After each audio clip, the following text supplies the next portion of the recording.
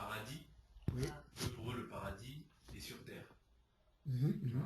Moi, je savais pas tout ça, hein. Franchement, c'est pour ça, moi, j'ai trouvé ça intéressant, tu vois, parce que c'est bien aussi de connaître les préceptes et les doctrines des autres. Et non pas, comme je dis toujours, avoir ces barrières-là de moi je connais, moi je suis ça, moi je suis ça, oui moi je suis dans le Seigneur, oui moi je connais mieux. Non, on n'est pas là pour prendre les gens de haut, tu vois. On n'est pas là pour. Je dis moi limite moi quand je parle avec mon petit frère, je vais le mettre même en dessous de lui, tu vois. Je dis maintenant, tu vois, faut qu'on arrive à avoir cette sagesse-là de pouvoir comprendre que on est des serviteurs vraiment inutiles, quoi. On travaille pour le royaume de Dieu et non pas pour une personne, et que par amour, vraiment, il faut arriver à se mettre au même niveau que les gens et non pas planer déjà, toi, planer sur la personne et lui montrer que oui, toi, t'es bourré de versets, toi, t'es bourré de ceci, toi, t'es bourré de ceci. C'est pas le but. Que Sandra me disait, oui, mais non, mais Patrick, moi, tu veux que je parle avec les gens, mais moi, je connais pas beaucoup. J'étais, Sandra, tu sais déjà qui est Christ.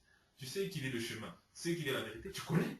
Qu'est-ce que tu veux connaître davantage? J'ai dit, après, le Seigneur, à force, il va te révéler des choses. J'ai dit, il n'y a pas besoin de. J'ai dit, pour aller, par exemple, quand je suis allé avec toi évangéliser, moi, je me disais, au début, je me disais, dans ma tête, hein, je me disais, je me parle si tu vois, moi je connais rien, tu vois, tu vois. Non mais tu vois, intérieurement, j'avais peur. Quand la première fois que tu m'as dit ça, j'ai dit, j'en parle lui aussi, oui. Mais intérieurement, c'est cette voix-là qui me faisait ça, mais après, je me suis vite, peut-être la deuxième fois ou la troisième fois, je sentais que j'étais plus à l'aise, tu vois. Parce qu'en fait, c'est pas spécialement besoin de connaître un tas de choses, mais c'est vraiment comment tu fais la chose aussi. Tu vois, si tu reprends réellement la chose avec le cœur, avec l'amour, tu vois, avec l'amour pour les âmes, tu vois, qui sont perdues, et bien je pense que le Seigneur aussi t'aide, tu vois, dans ta timidité, à débloquer ta timidité et à aller de l'avant, tu vois, à aller vers les gens, tu vois. Donc c'est pareil pour eux en fait. Quand ils disaient, quand je les ai vus hier, quand j'ai vu la réaction de Sandra, j'ai dit non, Sandra, tu peux pas réagir comme ça face aux gens. Tu vois. Il faut qu'on soit réellement, qu'on puisse même parler. Tu vois. On n'est pas des ennemis. Tu vois. C'est comme les musulmans, ce ne sont pas nos ennemis. Tu vois. Et on n'a pas d'ennemis. Notre ennemi, c'est le diable. Tu vois. Mais dans la chair, comme ça, on n'a pas d'ennemis. Tu vois. Ce sont tous des personnes qui ont grandi avec des dogmes, avec des doctrines. Et c'est dur une doctrine. Je dis, moi-même, je suis là, je suis dur, je sors comme j'aurais dit, je sors d'une religion. Mais pour sortir de ces choses-là, waouh, c'était pas facile, tu vois. Quand on disait telle chose, je disais non, non, parce que on m'a dit que c'est comme ça, tu vois. Mais j'ai pas cherché de moi-même. Et quand j'ai cherché de moi-même, j'ai trouvé une satisfaction, parce que le Seigneur m'a conduit, tu vois. Mais quand on te dit oui, c'est comme ça et c'est pas autrement, ben, tu fais comme ça et pas autrement. C'est ça. Et c'est ce que je voyais chez la fille hier, parce qu'elle disait non, le paradis c'est où? Le paradis c'est où? Le paradis c'est sur terre. Le paradis c'est sur terre. Donc je dis bon. La Bible nous dit que le monde dans sa forme actuelle est sous l'emprise de Satan. Tu vois. J'ai pris 1 Jean 5, je crois, c'est verset 20. Je dis, tu vois, je prenais des versets et malgré tout, non, elle était luttée. Moi, j'ai pas à lutter, hein, j'ai pas à lutter plus. Moi, je lui ai annoncé qui est Jésus. Elle a accepté, elle a dit oui, Jésus c'est le chemin, la vérité. Je dis, c'est lui qui est venu nous enlever nos péchés, c'est lui qui est la porte, c'est lui qui est le chemin. J'ai pris même Jean, parce qu'au bout d'un moment, il me disait, oui, mais pour toi, Jésus, c'est qui? Tu sais, moi, pour moi, Jésus, c'est le Fils de Dieu, et il est Dieu à la fois. Tu vois? Ah non, non, non, là, non, non, non. Le nom de Dieu, c'est Jéhovah. Ok, ok. J'ai dit, on va pas lutter, parce que là, ça va rentrer dans... Je veux dire Jéhovah. Tu vois? Ouais, mais tu vois, bon, après, c'est... En fait, eux, ils ont vraiment leur... Oui, parce qu'en fait... Ils sont très butés, hein. Très butés, parce que très je me demandais en fait butés, hein. pourquoi ils s'appelaient témoins de Jéhovah. D'où ça venait, témoins de Jéhovah. Oui, c'est dans Ésaïe, c'est quand Ésaïe, C'est ce qu'elle m'a expliqué. 60 et quelques où la Bible dit témoin, ils disent que c'est pour ça qu'ils ont donné ce nom. Oui, vas-y. Et ouais, ensuite elle me disait oui, le paradis il est sur terre. Le paradis il est sur terre, donc on a pris des versets, on a commencé encore à partager. Et elle me disait non, le paradis il est sur terre. Le paradis est sur terre, le paradis c'est ça, ce qu'on va vivre ici. Donc voilà, quand Dieu va revenir, le paradis sera sur terre, non pas dans les cieux. Bon, on a parlé, on a partagé avec des versets, ils n'ont pas voulu. Je dis, ok, vous avez raison. Mais moi, je vous dis que le paradis n'est pas sur terre. Voilà. Parce que le monde, dans sa forme actuelle, va être détruit. Tu vois. Donc, eux, en fait, ils raisonnent beaucoup avec l'intelligence. Tu vois, ils raisonnent beaucoup avec l'intelligence. Ils disent que oui, on est basé sur la Bible, mais quand tu leur passes des versets bibliques, des fois, c'est les mêmes versets bibliques qui vont renverser. Non, ça, non. Vous voulez nous le faire comprendre à votre façon. Et des fois, c'est clair, le verset est clair, il n'y a même pas besoin de... Il est très clair. Oh non, non, vous n'avez pas... Non, non, non, non, vous n'avez pas compris, vous n'avez pas compris. Et par rapport même... euh, au sang, au sang quand même des sauvages. Je dis, bon, si on se base seulement sur les écrits, sur les écritures comme ça, donc quand Jésus il a dit, bon, si ton œil pour toi est une occasion de chute, arrache-le, jette-le. Donc jetez votre œil. Si ton œil pour toi est une occasion de chute, coupe-la et jette-la. Je dis, faites la même chose. Pourquoi là vous ne faites pas ça? Tu vois, je leur dis, pourquoi là vous faites pas? Oh mais non, là c'est. Je dis, ben non, là vous butez sur un mot par rapport au sang. Je dis, vous butez sur un mot. Je dis, ah, attention, c'est grave ce que vous faites, parce qu'il y a des gens qui meurent. Je dis même, une fois, j'ai regardé un reportage, un enfant de 6 ans, 6 ou 7 ans, on lui avait tellement dit que, oui, il faut, t'as pas le droit de prendre du sang, t'as pas le droit de prendre du sang. J'avais vu ce reportage là, et l'enfant n'a pas pris le sang, il est mort. J'ai dit, c'est grave. Les doctrines que vous enseignez, il y a des gens qui meurent dans ces choses-là. Tu vois, par rapport à une doctrine, tu vois. Après, j'ai pris encore 2 Corinthiens 3, tu vois, verset 3, je crois. Tout à fait. Tu vois, je dis, vous savez, quand on fait une chose, il faut qu'on ait le Saint-Esprit en nous qui vienne confirmer la chose, qui vienne nous édifier, nous éclairer, nous conduire à travers la chose. Je dis, on ne doit pas fonctionner de manière charnelle ou comme nous voulons, tu vois. Et on doit marcher selon l'esprit, tu vois. Après moi je lui dis, mais est-ce que vous croyez même au Saint-Esprit? Parce que tu vois, des fois tu engages des discussions, mais eux ça se trouve ils sont même pas là. Elle me dit oui, après je dis bon, est-ce que vous savez que Dieu n'est pas... Après bon, quand on a commencé à parler des religions, parce que je voyais qu'ils étaient tellement butés sur leur truc de sang et tout, j'ai pas à lutter contre vous. Le Seigneur, prie le Seigneur lui-même te convaincra pour savoir si ce que je t'ai dit est faux ou si ce que je t'ai dit est vrai. Ensuite, je dis, vous savez que maintenant le Seigneur habite en nous. Or, donc le Seigneur, comment il habite en nous? Donc tout le temps quand tu te lèves, il habite en toi. Quand tu te lèves, je dis, mais prends 1 Corinthiens 3, tu vois, on a pris 1 Corinthiens 3, 16. Je lui montrais, ah, non, je ne vais même pas montrer parce qu'elle ne voulait plus, là il se levait carrément, il ne voulait plus. Tu vois. Je dis, prends 1 Corinthiens 3, 16, tu lis même du début, tu lis 1 Corinthiens, c'est très intéressant. Et tu verras. Je dis, mais non, mais non, mais non. Donc le Seigneur, il habite tout le temps en nous. Quand on se lève, il est en nous. Quand on dort, il est en nous. Je dis, mais qu'est-ce que le Saint-Esprit? C'est l'Esprit de Dieu qui vient habiter en nous. Tu vois. Nous sommes le temple de Dieu, du Dieu vivant. Après, on me disait, ah donc pour toi, on n'a plus le droit d'aller à l'église. J'ai dit, non, vous pouvez aller dans une église. S'ils enseignent selon la sainte doctrine. Tu vois. Mais s'ils n'enseignent pas selon la sainte doctrine, tu me perds ton temps. Tu perds ton temps. Tu vois, tu perds ton temps, c'est une distraction. C'est une distraction. Vaut mieux rester même avec ta famille, ou vaut mieux rester avec tes enfants. Je préfère carrément même, peut-être même un païen, tu vois, qui reste. Bon, vous, c'est vrai, peut-être que tu auras peut-être un peu de connaissance, mais ce sera dans la chair, ce ne sera pas fait selon l'esprit. Tu vois, ce ne sera pas fait selon l'esprit. Après, c'est là que j'ai pris un 2 Corinthiens 3 qui dit vous êtes manifestement une lettre de Christ écrite par notre ministère, non avec de l'encre, mais avec l'esprit du Dieu vivant, non sur des tables de pierre, mais sur des tables de chair, sur vos cœurs. Et avoir annoncé un Corinthiens 3,6 plutôt, excuse-moi, dit il nous a aussi rendu capables d'être ministres d'une nouvelle alliance, non de la lettre, mais de l'esprit, car la lettre tue, mais l'esprit fait vivre. Tu vois, j'ai dit, donc nous, après je disais qu'en quelque sorte, nous, il faut qu'on soit conduit par l'esprit. On ne peut pas être conduit par notre propre intelligence, par notre propre pensée, par notre propre volonté en quelque sorte. Je dis, on doit vraiment être conduit par l'esprit, sinon ça ne sert à rien. Tout ce qu'on va faire, c'est dans la chair. Tu vois. Et j'ai dit, c'est pour ça que des fois, on voit des personnes qui ont bien commencé, mais qui finissent mal. Parce qu'au bout d'un moment, ils ont peut-être pas recherché la volonté de l'esprit. Tu vois, à faire la volonté de l'esprit. Et après, on est, oui, non, Dieu il habite, donc Dieu il habite en nous. Donc Dieu il habite en nous. Là, ils sont ok, tu vois. Donc Dieu il habite en nous, Dieu il habite en nous. Je dis oui. Je dis oui. Quand vous vous réunissez, vous réunissez en tant qu'assemblée, tu vois. c'est une assemblée, le lieu où vous vous réunissez, c'est pas le lieu qui est important, tu vois, c'est le message qui va être dit dans le lieu. Mais ce sont les personnes qui forment l'église du Dieu vivant, tu vois. Ce sont les personnes qui forment l'église du Dieu vivant. Je me dis, ah mais non, ah mais non, mais non. Après, je suis parti, j'ai dit, bon, moi je vous ai dit, maintenant après, priez Dieu pour qu'il vous guide, qu'il vous conduise. Après, voilà. Il y a une partie que tu as dit au début, puisqu'on n'a pas enregistré, c'était très intéressant ce que tu as dit.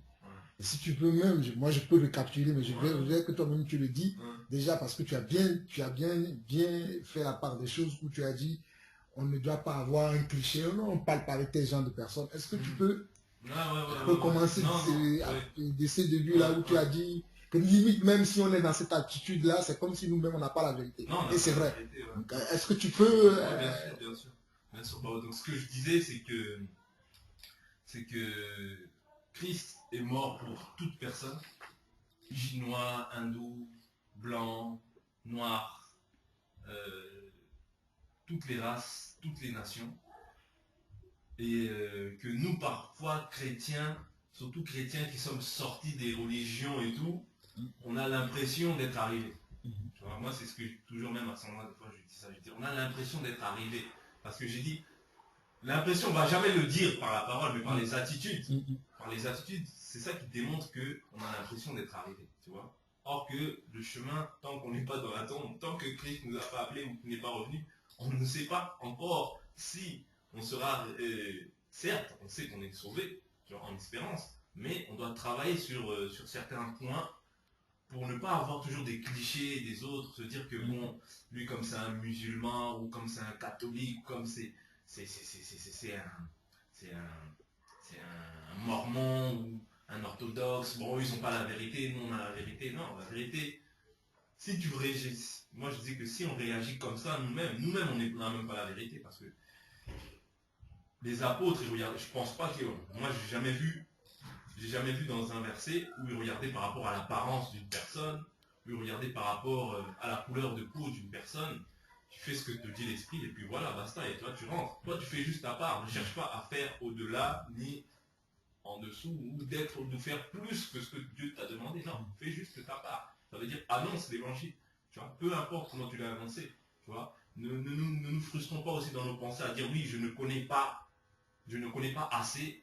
Non, dès lors où on sait que Jésus-Christ est le chemin, la vérité et la vie, dès lors où on sait que Dieu l'a ressuscité afin qu'il soit le sauveur de l'humanité, eh bien, il n'y a pas besoin de connaître toute la Bible par cœur. De toute manière, la Bible dit qu'on connaît tout le temps en partie. Quand on prophétise, c'est en partie. Quand on fait les choses, c'est en partie.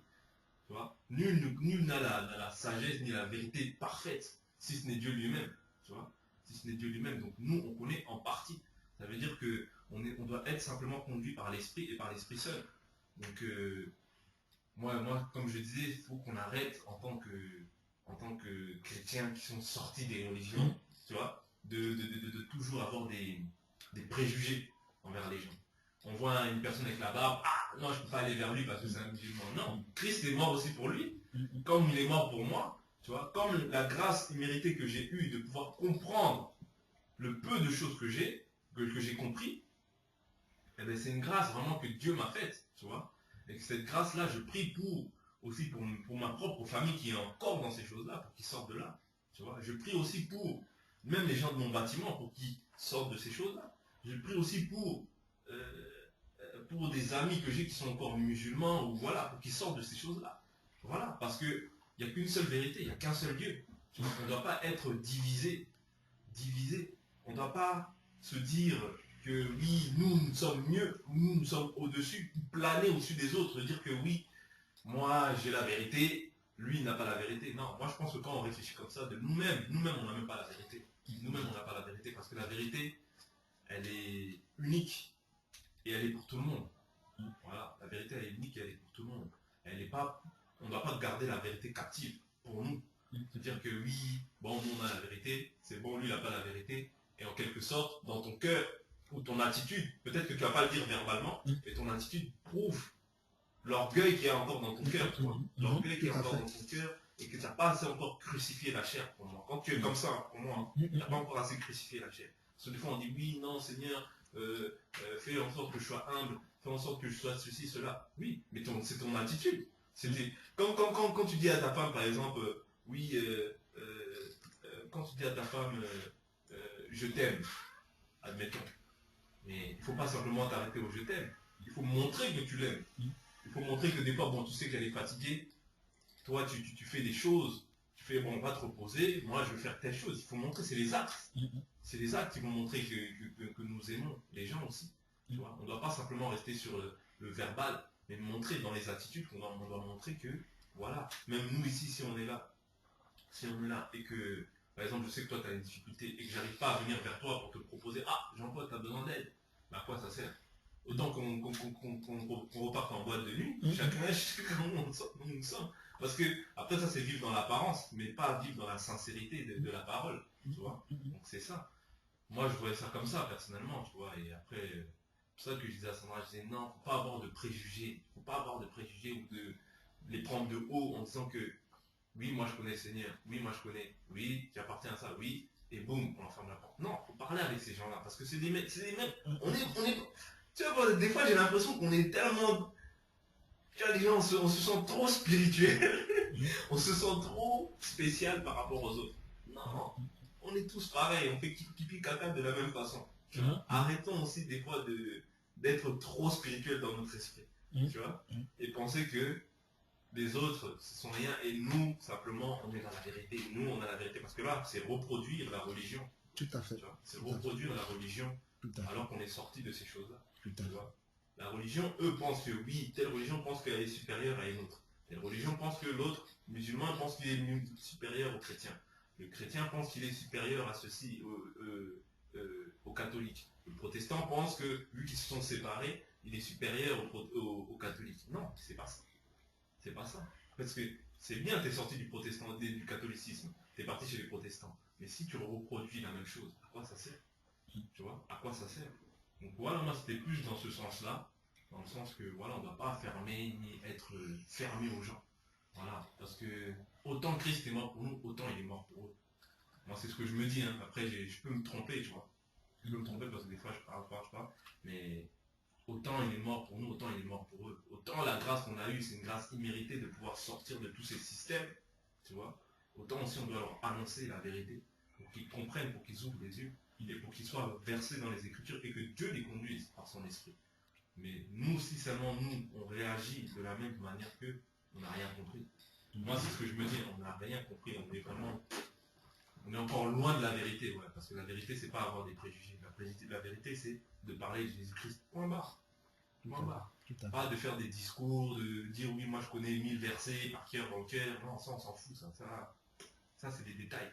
Tu vois. Ça c'est des détails. Et après, même quand tu commences à être comme ça, tu commences à devenir un peu charnel parce que tu veux prouver, tu vois, au lieu de montrer ton amour. Tu vois. Moi je vois des fois des gens sur internet, tu vois, qui prêchent. Waouh, je dis mais ces gens-là vraiment, je dis waouh, tu vois, je dis on a l'amour entre nous, mais ces gens-là vraiment, tu sens qu'ils prêchent pas par, après je ne les connais pas spécialement, mais pas par, je sens que c'est pas pour leur propre gloire, c'est pas pour dire aux gens oui moi je connais plus que toi, mais non c'est juste pour édifier la personne pour qu'elle vienne, qu'elle donne sa vie à Jésus-Christ parce que Dieu nous a aimés, tu vois. Et comme tu disais la semaine passée, il n'est pas resté au ciel en disant je vous aime, mais il s'est manifesté, tu vois. Il a montré son amour. Nous aussi, il faut qu'on montre notre amour aux gens. Mais pas simplement qu'on soit là à dire oui, moi je suis dans la vérité. Non, eux ils sont dans le mensonge. Eux, ils sont dans le mensonge. Les musulmans, oh, non, ils sont dans le mensonge. Non, qu'est-ce que tu fais pour le musulman? Pour le musulman là que toi, qui connaissent la vérité. Pour qu'il connaisse la vérité. Qu'est-ce que tu fais pour lui? Toi, tu as eu une grâce, tu as cherché, certes. Dieu t'a montré. Maintenant, peut-être que lui, il a grandi dedans. Est-ce que tu peux l'en vouloir réellement s'il s'accroche à son Coran? Tu peux pas lui en vouloir. Tu peux pas lui en vouloir. En vrai, tu peux pas lui en vouloir. Après, il y aura peut-être des signes dans la vie qui montrera que oui, tu n'es pas dans la vérité. Mais après, il faut comprendre. Il se dit, mais si je sors, je vais aller où? Si je sors, je vais aller où? Je vois les chrétiens, regarde les reportages qu'il y a sur TF1. C'est dur d'être chrétien aujourd'hui. Hein. C'est dur d'être chrétien aujourd'hui. Hein. Quand tu vois ce genre de reportage, tu te dis, ah, en tant que musulman, moi si je serais musulman, je pense pas que j'aurais été chrétien. Hein. Clairement, hein, tu vois, c'est le Seigneur qui conduit, qui sait. Mais tu vois des reportages comme ça, tu te dis, mais regarde les chrétiens, regarde les chrétiens. Tu vois. Donc, ayons déjà de la chance de ne pas être né dans ces... Prions de Dieu, remercions déjà le Seigneur de ne pas être né dans ces doctrines-là. Parce qu'un musulman qui se convertit au christianisme, il faut savoir qu'on le tape. Il faut savoir qu'il peut être poignardé, tout ça. Il peut être même tué, juste pour ça. Donc, que ce soit en France ou dans des pays, un peu plus rudes, où vraiment la religion est vraiment... dès que tu trahis ta religion, c'est signe de mort, c'est synonyme de mort. Donc, prions Dieu déjà du fait que nous, déjà, bon, même si nos familles étaient catholiques, mais quand même, on se base sur le livre de la Bible. Donc c'est ça, c'est ce que j'avais un peu à dire.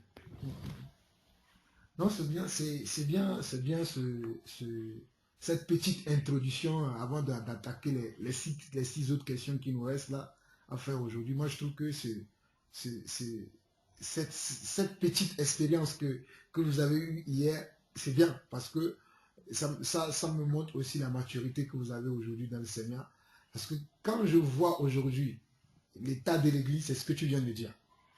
L'Église actuelle est divisée en plusieurs branches, déjà.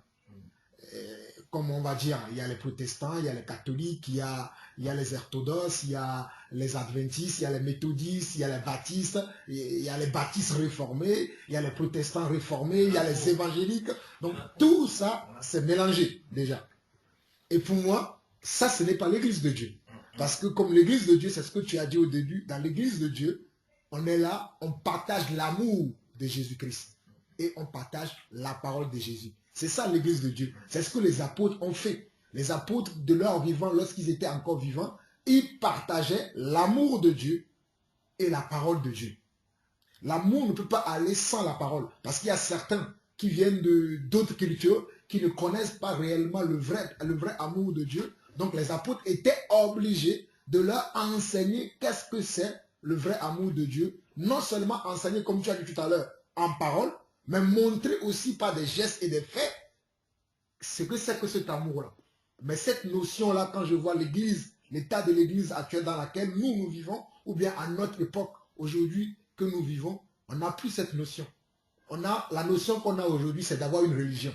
D'ailleurs, lorsque vous allez voir les papiers administratifs que consigne, il y a une partie de ces papiers-là où on voit religion. C'est-à-dire, tu es de quelle religion? Si tu es catholique, tu vas mettre catholique. Si tu es bouddhiste, tu vas mettre bouddhiste. Tu es protestant, tu vas mettre protestant.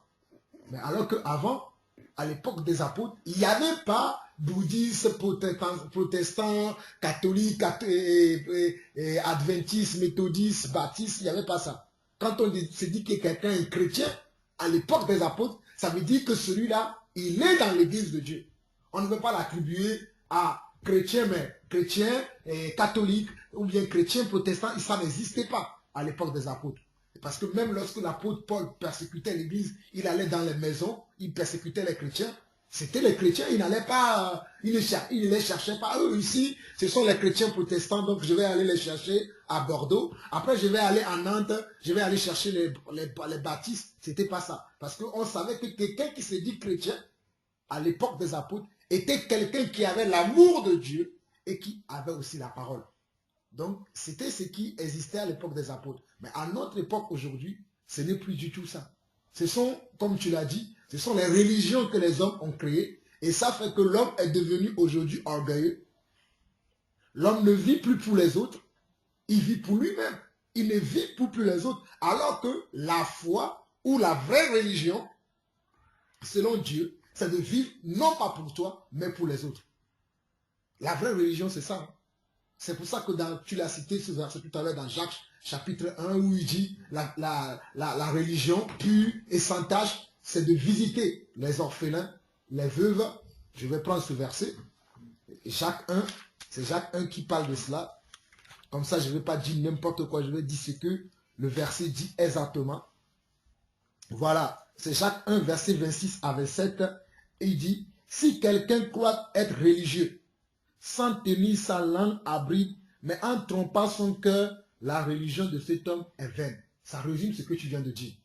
Quelqu'un qui croit être religieux sans tenir sa langue, il pense qu'il sait tout.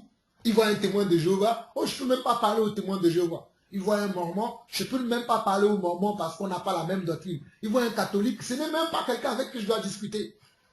Alors, eux encore, non, ils prient Marie, et ils prient le pape. Non, non, lui c'est sûr que je ne vais même pas lui parler. Non, la religion de cette personne-là est comment? Est nulle et vaine. C'est pas moi qui le dis, hein. Ça c'est quelqu'un qui a vécu avec les apôtres. C'est Jacques qui a écrit ça. Et il va dire maintenant, qu'est-ce que c'est que la vraie religion? Il dit, la religion pure. Ça veut dire qu'il y a une religion impure. Alors, soyons clairs. S'il dit que la religion pure, ça veut dire qu'il y a une religion impure. Et il va dire, la religion pure et sans tache devant Dieu, ça veut dire qu'il y a des religions avec des taches. Et nous savons que Dieu, lorsqu'il va revenir, il ne va pas revenir chercher une église, c'est-à-dire une religion avec des taches. Mais il va venir chercher une religion ou bien une église sans tache. Est-ce que vous me comprenez? Donc il nous dit que la religion pure et sans tache devant Dieu notre Père consiste à visiter les orphelins et les veuves dans leurs afflictions et à se préserver des souillures du monde. Si on prend la troisième partie, à se préserver des souillures du monde, tout ce que tu viens de dire là rentre dans les souillures du monde. L'orgueil fait partie des souillures du monde. L'envie fait partie des souillures du monde. Et la non-considération pour les autres fait partie des souillures du monde. Le non-respect déjà pour les autres. Déjà tu es chez toi, quelqu'un vient toquer à ta porte pour te parler, la personne t'a considéré. La moindre des choses, c'est de l'écouter.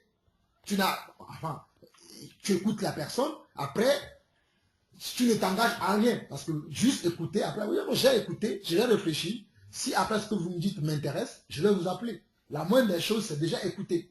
Mais, qu'est-ce que la religion nous a enseigné? La religion nous a enseigné que du moment où l'autre personne ne pense pas comme moi, je ne peux même pas lui parler. Je le vois comme mon ennemi. Du moment où l'autre personne, voilà, je le vois, il a son, comment on appelle ça, bouka, ou bien il a sa manière de s'habiller déjà n'est pas pareil comme la mienne, donc je ne peux même pas lui parler. Comme moi dans le passé, lorsque je voyais quelqu'un avec des faux cheveux sur la tête, je me disais, ben, comment ça se fait qu'il est chrétien, il a des faux cheveux sur la tête? Je n'ai pas compris que ce n'est pas la grâce du Seigneur, qu'en grandissant dans le Seigneur, j'ai compris qu'il y a certaines choses que je ne peux plus faire. Le premier jour où j'ai cru au Seigneur, ben, j'ai continué encore à mentir. J'ai continué encore à voler.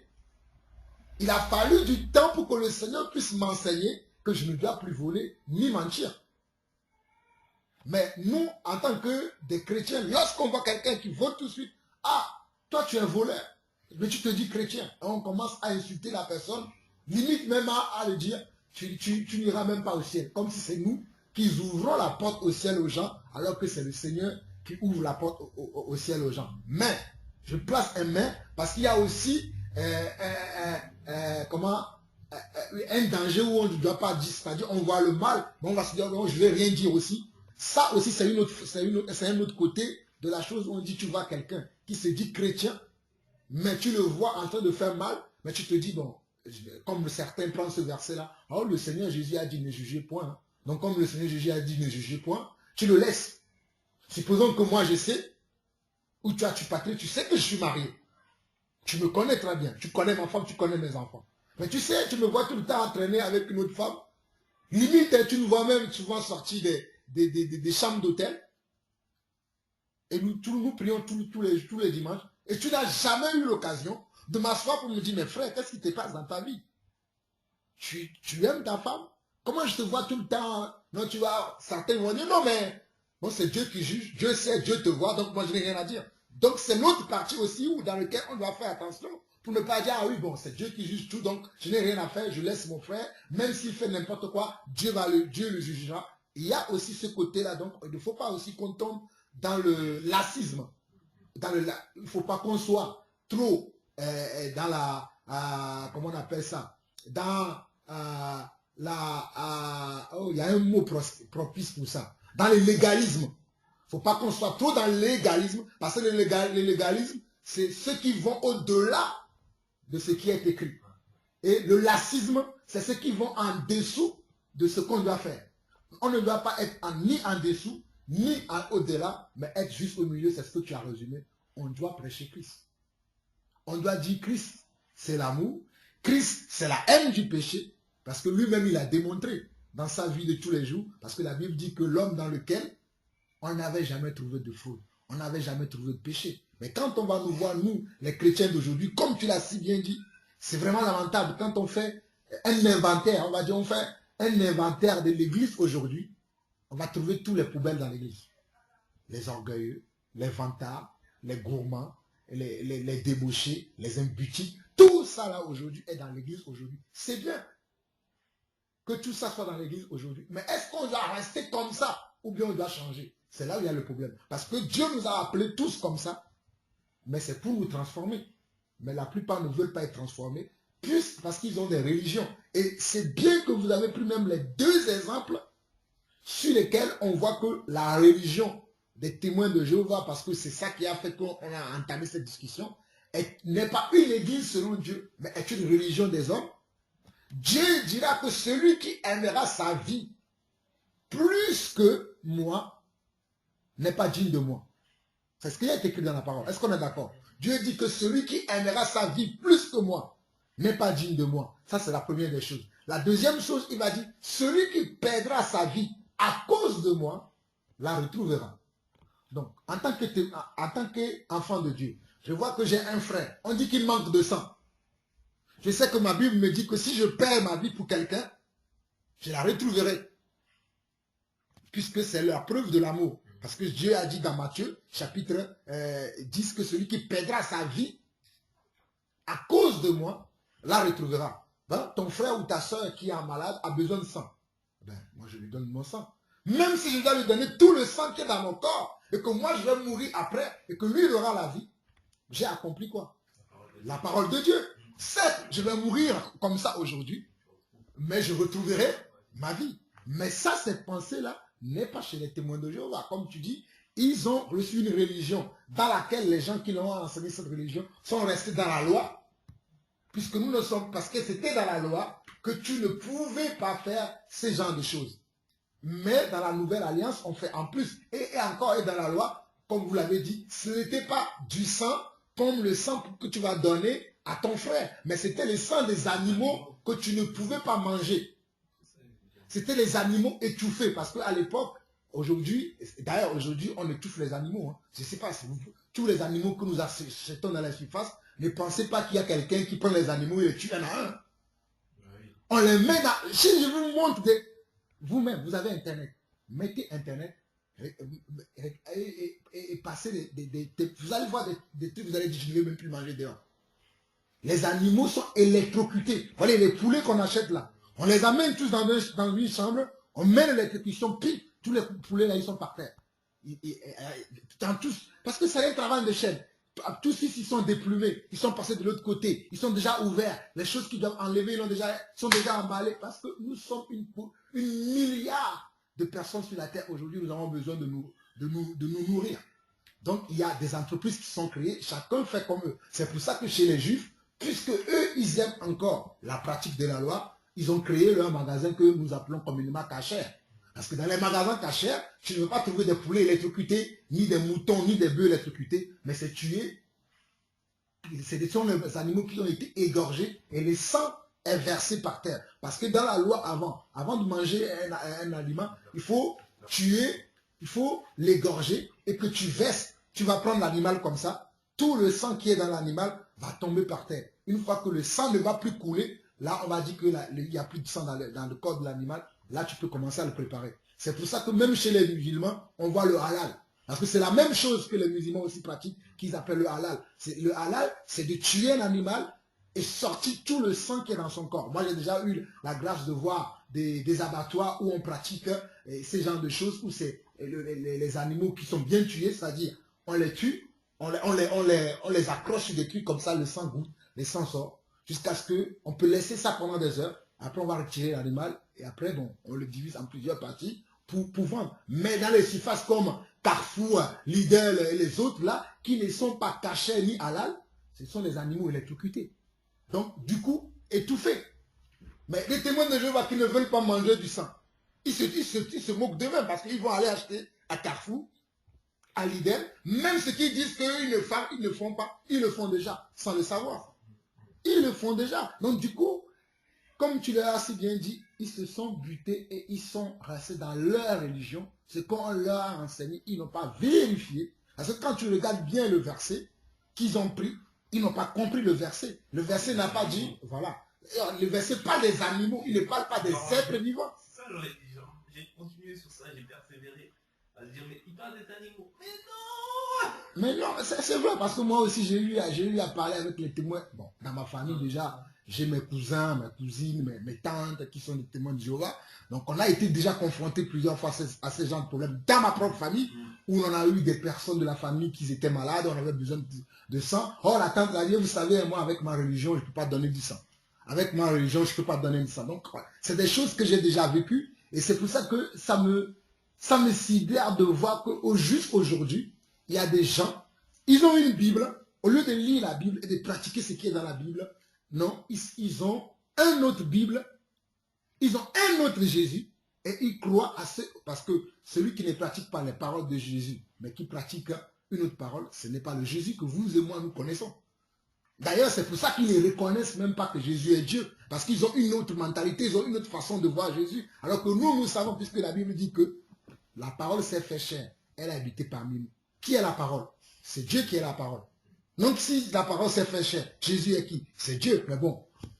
Mais comme tu l'as si bien fait lorsque tu parlais avec eux, ils ne voulaient pas comprendre ça. Mais qu'est-ce qu'ils doivent comprendre essentiellement? Quel est le rôle qu'il a joué? C'est que Jésus, c'est lui qui est le chemin, qui est la vérité et la vie. Au moins qu'ils acceptent ça. Et ce Jésus-là dit que celui qui aimera sa vie plus que moi, la perdra. Et aimer sa vie plus que Dieu, c'est quoi? C'est lorsque tu vois quelqu'un dans le besoin et que toi tu as ce qui peut l'aider, tu ne veux pas. Et ça m'amène à juste donner une petite histoire et puis on va fermer cette petite histoire sur les témoins de Jéhovah. C'est comme si un jour, je ne sais pas si c'est une histoire vraie, mais moi je crois que c'est une histoire vraie. On nous avait raconté une histoire un jour qu'il y avait un homme, que sa maison était en train de brûler. Il y a un homme, un chrétien, qui était là, sa maison en train de brûler. Et Dieu a touché le cœur des gens. Les gens ont ramené des seaux d'eau, des seaux de sable pour éteindre la maison. Lui, il s'est mis en genoux dans sa maison en priant. Il disait, Seigneur, viens éteindre le feu. Et quand les gens venaient avec des seaux d'eau, de sable pour éteindre le feu, il les chassait. Mon Dieu va descendre, il va éteindre le feu. Et bon, comme il chassait les gens, bon, les gens aussi sont partis. Ils l'ont laissé. Et lui, en train de prier, ben, la maison a pris feu, et lui-même il a pris feu, il est mort. Pour moi, cet homme-là, il ne connaît pas Dieu. Puisque Dieu, pour aider, il a envoyé les gens. Pour que les gens viennent te donner des sables d'eau, tout ça, pour que tu puisses éteindre le feu. Mais toi, tu les as. Limite, c'est comme si, dans cette maison, la maison a pris feu, il y a les pompiers qui viennent. Nous, on leur a dit, non, les pompiers là, préparez chez vous, Dieu va éteindre le feu. Mais attendez, il faut être intelligent. Comme tu as dit, comme tu l'as si bien dit, c'est le discernement. Il faut discerner. Dieu a envoyé des gens pour t'aider. Toi, tu es là encore. Non. Mon Dieu va faire un miracle. Et ça rejoint quoi? Ça rejoint la religion qui a enseigné le spectacle et les miracles aux gens. Quelqu'un qui a enseigné au spectacle et au miracle, lorsqu'il va voir même un petit miracle, comme ce n'est pas spectaculaire pour lui, ce n'est pas un miracle. Et pour moi, même le fait que nous sommes tous là aujourd'hui, c'est un miracle. Qu'est-ce que vous et moi, nous avons fait pour être là aujourd'hui? Ne serait-ce que même ce matin-là, il y a plusieurs mauvaises pensées qui me sont passées par la tête. Même si je n'ai pas exécuté les mauvaises pensées qui me sont passées par la tête, mais c'est quand même passé ce matin par ma tête. Mais je ne suis pas encore mort, je suis encore là. Donc je vois que c'est par grâce. C'est une grâce que Dieu nous a fait de connaître la vérité et d'aimer la vérité. C'est pour cela que moi je ne me bats plus aujourd'hui pour une religion, mais je me bats pour Jésus. Et c'est pour cela que même quand je suis dans le train, j'aime toujours faire cette phrase. Souvent quand je suis dans le train ou dans les métros, quand je parle, souvent les gens ils me regardent de haut, certains me disent « Ah !» Et je commence toujours « Ah, ne vous inquiétez pas, je ne suis pas venu pour vous inviter à venir dans mon église. » Parce que la majorité des cas, lorsque quelqu'un est en train d'évangéliser, le but de son évangélisation, c'est d'amener les gens à l'église. Et moi je dis toujours, je n'ai pas une église, je suis là juste pour vous parler de Jésus, celui qui est la véritable église, celui qui est le chemin, la vérité et la vie. Je vous parle simplement de Jésus. Je ne suis pas là non plus pour vous parler de mon église, parce qu'il n'y a pas. Je n'ai pas une église, je suis même l'église, vous êtes aussi l'église. Et je vous invite à aller lire votre Bible et avoir une communion avec Dieu. Maintenant, si vous avez des questions, vous avez mon numéro sur peut-être le prospectus que je vais vous distribuer. Vous pouvez me contacter, je répondrai à vos questions. Mais je n'ai pas une église et je ne vais même pas vous demander de l'argent et je ne vais pas vous inviter à venir à mon église, mais je vous invite plutôt à avoir une relation avec votre Dieu. Et c'est généralement comme ça que je finis. Et puis, du coup, je vois les visages des gens qui changent. Il y en a même qui disent, ah, on n'a jamais entendu des messages comme ça, c'est bien, monsieur. Tu vois d'autres qui me disent, ah, moi je pensais que vous étiez témoin de Jéhovah. Parce que, d'habitude, c'est ce que les gens ont vu. Quand tu vois les gens dehors, ah oui, tiens, tu vas lire, ah oui, église à métro Macardé, maison Intel, numéro Intel, c'est toujours ce que les gens ont vu. Donc, du coup, quand tu vois quelqu'un qui parle, et qui l'annonce même, limite, moi je ne vous invite pas à venir dans mon église, et qui même donne une Bible. Dernièrement, il y a un monsieur qui m'a étonné. Il m'a dit, moi je pensais que vous étiez même témoin de Jéhovah, mais vous avez donné la Bible. Et qu'après vous avez dit, vous n'invitez pas les gens à venir dans votre église. Je me suis dit, mais c'est bizarre de trouver quelqu'un qui prêche comme ça aujourd'hui.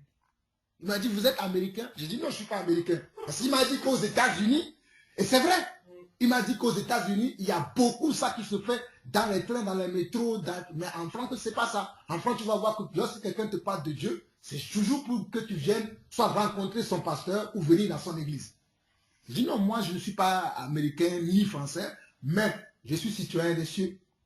Je suis un enfant de Dieu, je suis un saint. Je crois que le Seigneur vient bientôt pour chercher son église. Et mon rôle, c'est de dire à tout le monde que chacun se prépare à la venue du Seigneur. Mais mon rôle n'est pas d'inviter les gens à venir dans l'église. Mais certes, je ne suis pas en train de te dire aussi qu'il n'y a pas d'église. Il y a des églises, mais tu dois aller dans une église qui enseigne la Bible selon la parole de Dieu et qui la pratique.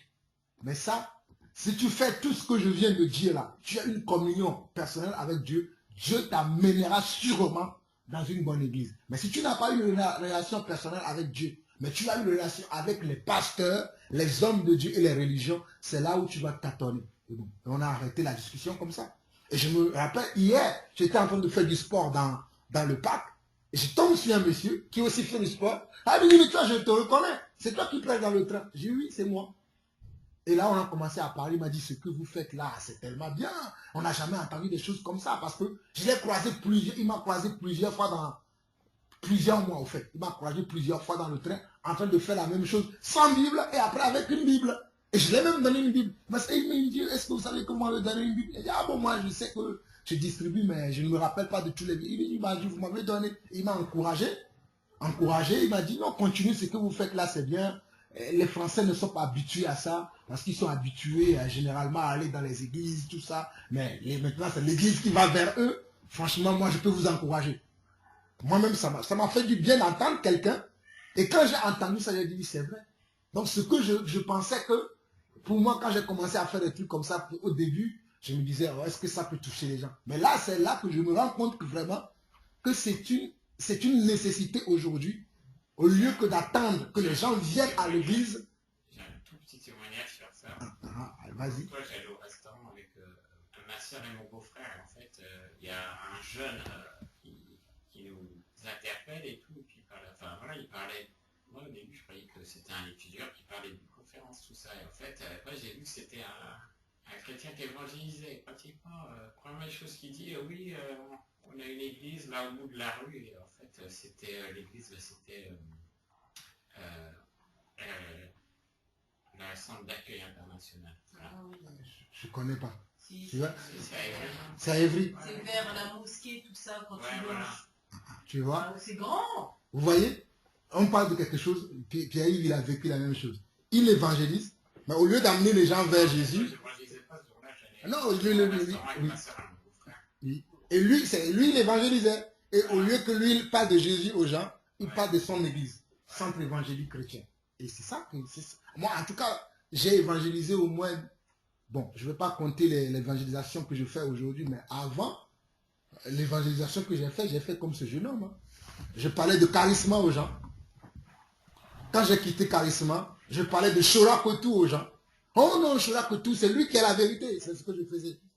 Je parlais de Shora-Kotou aux gens. Jusqu'à ce que Dieu m'a fait comprendre que ce n'était pas ça.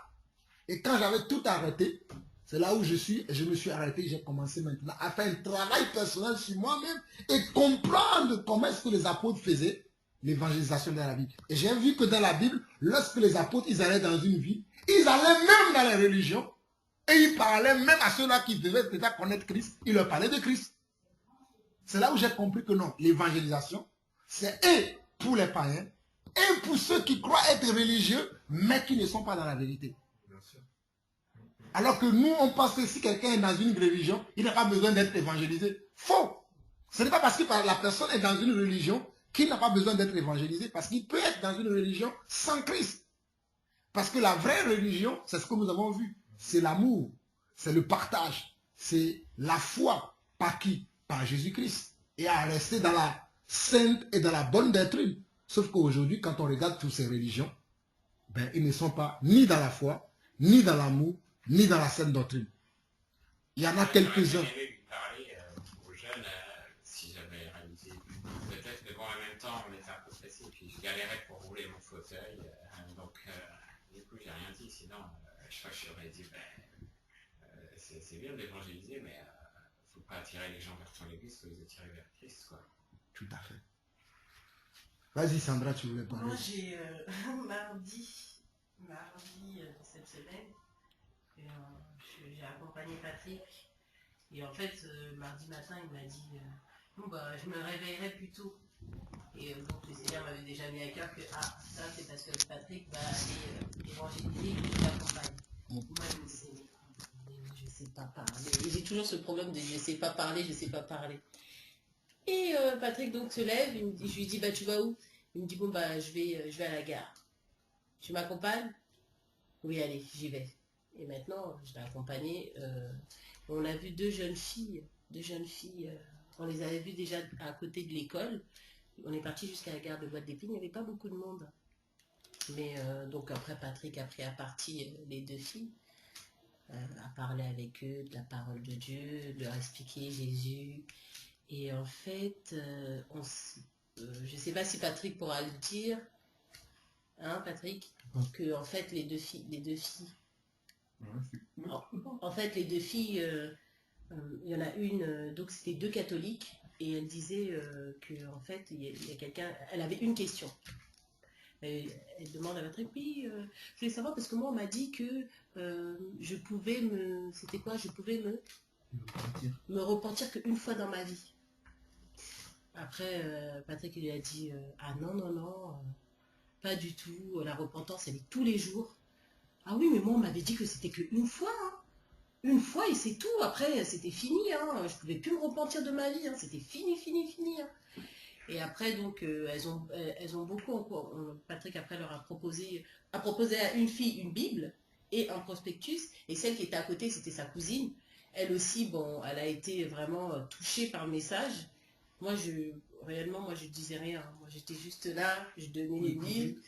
Et en fait, comme c'était la première fois aussi que j'allais, j'étais timide un peu. Bon, un peu beaucoup. Et donc, il y a la deuxième cousine qui dit, bah moi aussi j'en veux un prospectus. Et en fait, ils étaient en train de commencer à lire et tout. Et Patrick lui dit, bah tu veux une Bible aussi? Vous voulez une Bible? Ah, ça serait très gentil, hein. Merci.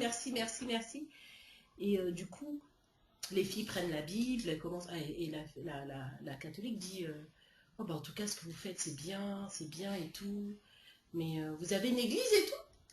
Et Patrick lui dit non, nous n'avons pas d'église, nous réunissons dans les maisons comme avant les apôtres faisaient. Tu le verras si tu lis la Bible et tout, tu verras que c'est comme ça que les apôtres faisaient. Et oh bah c'est très bien et tout. Et à un moment, bon bah Patrick va avoir un autre monsieur, et moi je reste avec les filles, et je lui dis mais vous savez, au Seigneur on peut lui parler, hein. On peut juste lui demander qu'est-ce qu'il faut que.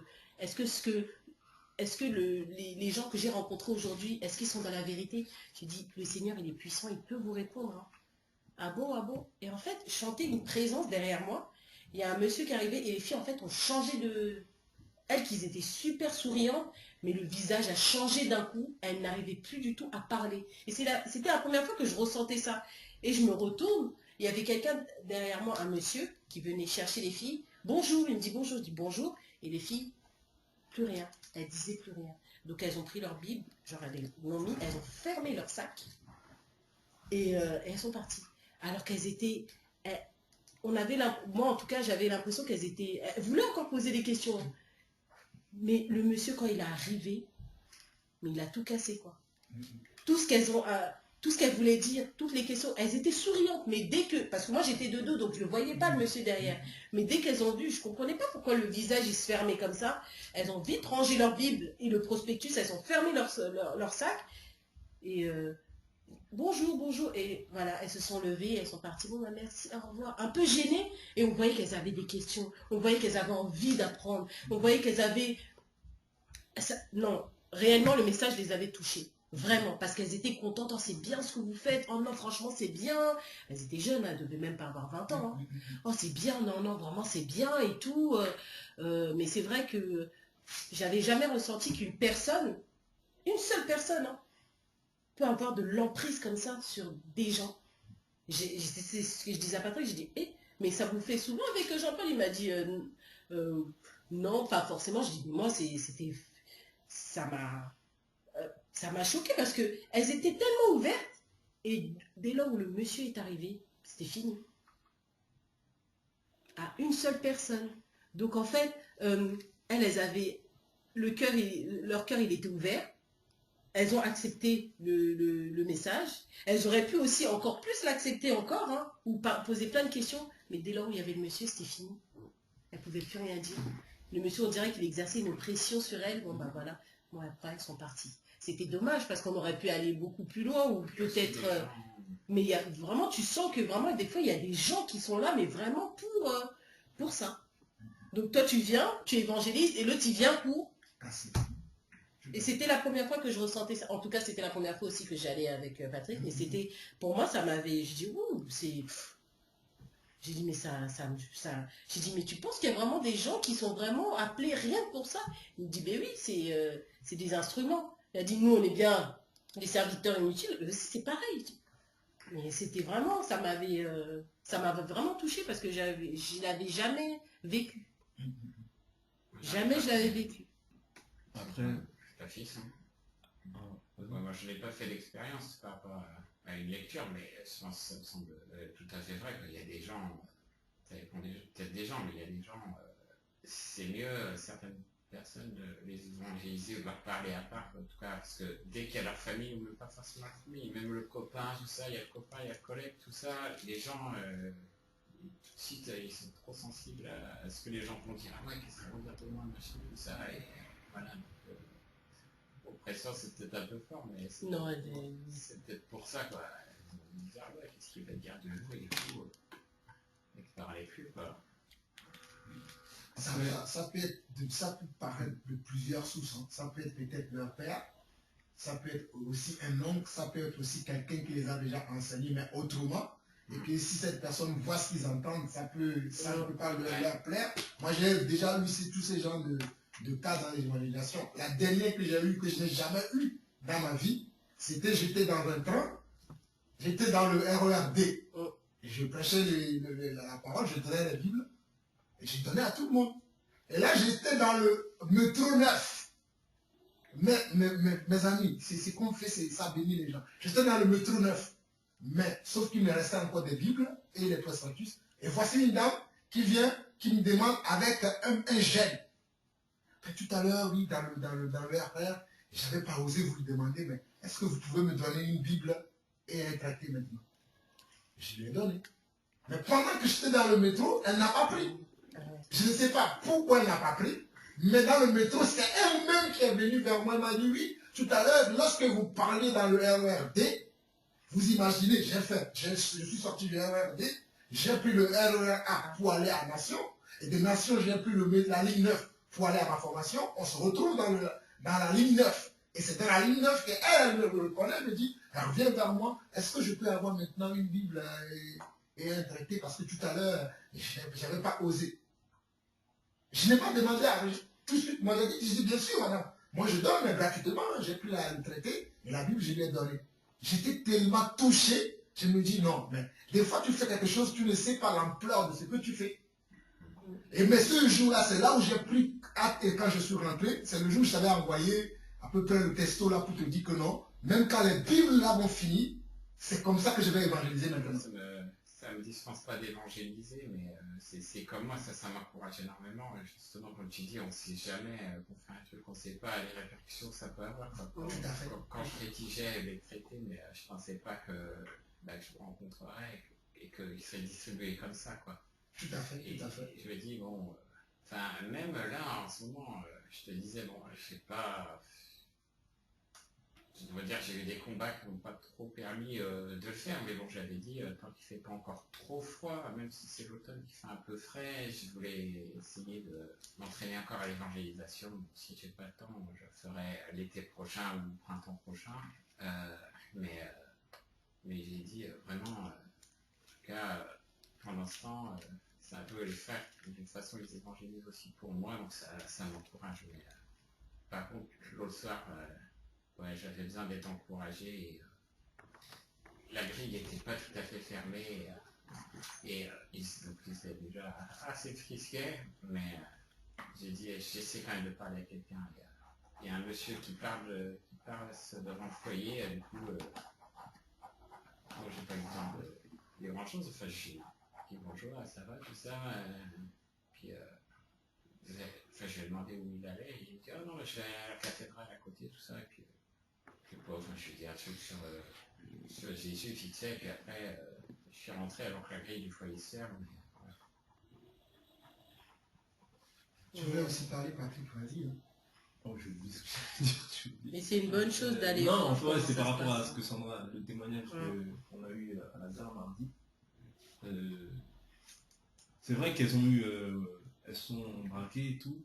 Enfin, braquées. Moi, je pense qu'elles ont... Tu vois, au bout d'un moment, il faut laisser aussi les gens face à leurs responsabilités. C'est-à-dire qu'on leur a parlé, on leur a dit l'essentiel. Si tu es touché, si le Seigneur touche ton cœur, comme il dit encore, on ne doit pas aller au-delà aussi. Tu vois, on ne doit pas chercher à convertir les gens. Non, tu vois. Il faut qu'on fasse attention de ne pas rentrer dans ce système-là, pour moi. On ne doit pas chercher à convertir les gens. On doit chercher juste à prêcher la bonne nouvelle aux gens, afin que les gens soient touchés. Tu vois, parce que c'est le Seigneur qui va faire le travail. Tu vois. C'est l'Esprit du Seigneur lui-même qui va... Parce que le fait qu'ils disent déjà, ah c'est bien ce que vous faites, ah c'est bien, tu vois, ils sont en train de t'encourager, toi, à continuer à persévérer dans cette voie-là, tu vois. Et ça t'encourage aussi, parce que tu te dis, waouh, tu vois, quand tu vois des gens qui sont touchés et tout par rapport à ce que tu fais, tu leur dis que non, l'église de Dieu, c'est toi, ce n'est pas un endroit, le lieu ne compte pas tant que ça, le lieu, on peut se réunir dehors, tu vois, quand je disais ça hier au témoin de Jéhovah, le lieu, on peut même se réunir dehors, dans un parc, dans n'importe où, c'est pas le lieu qui compte. Mais c'est la parole qui est prêchée. C'est est-ce que vous êtes tous animés du même esprit? Tu vois ce que je veux dire? C'est toutes ces choses-là qui comptent. C'est-à-dire que ces personnes-là aussi, au bout d'un moment, il faut qu'elles prennent des décisions. Parce que la vie chrétienne aussi, c'est aussi prendre des décisions. Quand tu décides, par exemple, d'arrêter de mentir, comme Jean-Paul dit, c'est une décision que tu prends. Le Seigneur te donne les capacités de pouvoir d'assouvir ta chair à ton esprit. Mais c'est pas le Seigneur qui va te dire à chaque fois, oui, arrête de mentir. Tu vois, c'est toi aussi, tu dois prendre une décision. Tu vois ce que je veux dire? Tu dois prendre aussi une décision dans ton cœur. Tu te dis, stop, le mensonge, c'est fini. Tu comprends? Stop, l'adultère, le tromper, c'est fini. Tu comprends? Donc chacun aussi doit se positionner et prendre... Chacun doit prendre une décision, en fait. Voilà. Moi, c'est plus ça ce que je voulais dire. C'est bien, on leur a dit la vérité. C'est bien, elles disent que c'est bien. Mais moi, je suis pas là pour que tu dises que c'est bien. Que tu dises que c'est bien ou que tu dises que c'est pas bien. Moi, je fais le travail et tu point barre. Si tu me dis c'est bien, ça m'encourage. Mais je fais pas ça pour que tu me dises que c'est bien, en fait. Tu vois ce que je veux dire? Il y a une nuance, c'est-à-dire que ne fais pas ça pour qu'on dise que c'est bien. Mais si on te dit c'est bien, gloire à Dieu. Tu vois ce que je veux dire? Tu vois? Mais si on te dit c'est pas bien, tu fais pas ça pour les gens. Tu vois? Donc toi, tu fais ton travail. Les gens aussi, ils ont une part de responsabilité. Tu vois, on ne doit pas convertir les gens. Non, c'est pas ça notre but. On doit annoncer la bonne nouvelle aux gens. On ne doit pas chercher à convertir les gens, à convaincre, voilà en fait. Surtout à convaincre les gens que oui, c'est ça et c'est pas autrement. Non. Toi, tu parles, tu te retires. C'est vrai que comme on leur a parlé, on a pris même peut-être 10-15 minutes, ça suffit. Tu vois ce que je veux dire? Des fois, même il y a des gens, tu leur parles 2 minutes, ils ont Ils ont compris que l'esprit qui parle en toi, c'est l'esprit de Dieu et ils ont été touchés et puis voilà. Maintenant, toi, on te donne encore un prospectus, une Bible. Donc, tu lis, tu rentres chez toi, ils ont le temps de lire le prospectus, ils ont le temps de lire la Bible. Donc il ne faut pas qu'on se mette, faut pas qu'on ait cette culpabilité de se dire ah on n'a pas. Non. Non mais parce que peut-être que ça peut créer aussi Ouais, une c'est culpabilité dans notre cœur. Ah on aurait pu parler plus avec eux, c'est vrai. Ouais. Mais je pense que ce qu'ils reçoivent, c'est pas C'est- tout le monde qui évangélise de cette Ça façon. aurait même pu être En donnant une Bible. la présence de leur oncle ou de leur père, on ne sait pas, si tu leur avais parlé, peut-être même ça aurait pu être contre-productif, vu leur réaction, je pense. Je sais pas ce que tu en penses, Jean-Paul. Mais... Peut-être si cette personne-là était là au début, Oui, ils ne pourraient peut-être même qu'elles pas allaient... recevoir. Oui, elles ce n'auraient qu'ils pas ont pu reçu. reçu. Oui, c'est Mais vrai. là, ils ont déjà reçu ce qu'ils doivent recevoir. C'est pour ça que d'ailleurs, ils ont fermé leur sac. sac. Et ils ont dit, ah, merci, ils sont partis. Parce que peut-être si cette personne-là était là au début, Elles n'auraient pas... elles n'auraient même pas eu le temps. Des fois, ça nous arrive de demander à Patrick. On va parler avec certaines personnes. On voit que non, au lieu de parler, ils nous amènent dans des discussions qui n'ont rien à voir avec l'évangélisation. On arrête la discussion, on continue autre chose. Au lieu de perdre le temps, parce que le temps qu'on est là à perdre avec ceux-là, il y a d'autres personnes qui passent qu'on doit gagner. C'est vrai. Donc nous, on les laisse, on va vers d'autres personnes. Et tout ça là aussi, c'est à force C'est vrai. d'évangéliser que tu acquiers de l'expérience. Tu sais que lorsque l'évangélisation tourne dans nos sens là, moi je perds mon temps. Moi je dois les laisser ces personnes-là parce que bon, ils ne sont pas prêts pour écouter le message et je vais aller vers d'autres personnes. Et pendant qu'on parlait là, il y a un verset qui est venu dans ma tête, c'est dans Actes chapitre 17. Actes chapitre 17. On va lire ça et puis bon, on va clôturer cette première partie de notre petit partage cet après-midi là, et on va entamer autre chose. Dans Actes chapitre 17, pour dire que nous sommes, peu importe ce que nous faisons, nous sommes importants dans le corps du Christ. N'oubliez pas ça. Même si tu n'es pas dehors en train de parler à quelqu'un, et vous allez voir que lorsque je parle dans le train, je dis toujours que ce n'est pas moi qui ai acheté ces Bibles ou ces prospectus, que nous les avons. Quand je dis nous, je parle de nous tous ici. Que nous les avons écrits ensemble, que nous les avons financés ensemble, et les Bibles et les prospectus. Et c'est vrai, nous avons fait tout ça ensemble.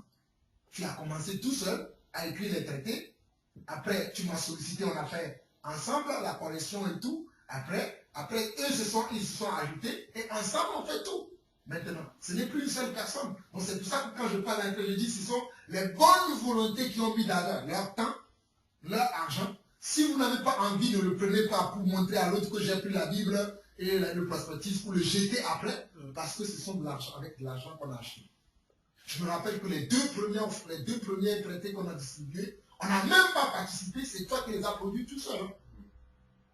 Et je sais combien ça a coûté, je ne vais pas dire le montant parce que c'est beaucoup, combien ça a coûté, je ne voulais pas le dire pour que les autres entendent. Mais les gens, des fois, quand ils reçoivent les choses comme ça, eux, ils pensent que bon, voilà, non, je leur dis que non, c'est des bonnes volontés qui ont voulu semer, qui ont voulu contribuer pour que vous puissiez avoir cette parole. Donc, si vous n'avez pas envie, ce n'est pas offensé, ne le prenez pas.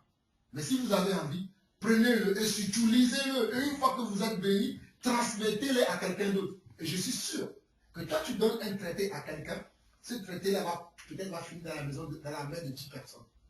Pourtant, premièrement, imagine, moi j'ai lu des fois des choses dans ma vie qui étaient bons. Après, moi aussi, je l'ai donné à quelqu'un d'autre. Imagine ce traité que toi qui as donné peut-être à X après, peut aller dans la main de Y, peut aller après chez Z, peut aller après chez A ou A+.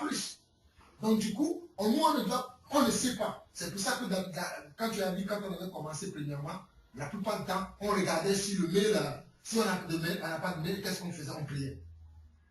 On priait. Je priais tout le temps. Même jusqu'aujourd'hui, je prie toujours. Seigneur, merci pour les personnes qui ont reçu les traités. Merci parce que toi-même tu travailles dans leur vie. Merci parce que toi-même tu touches les cœurs parce que c'est lui qui touche. Ce n'est pas nous. Comme le frère disait, ce n'est pas nous qui convertissons les gens. La religion convertit les gens pour leur religion. Mais la parole de Dieu ou Jésus amenait les gens à Dieu. C'est là la différence.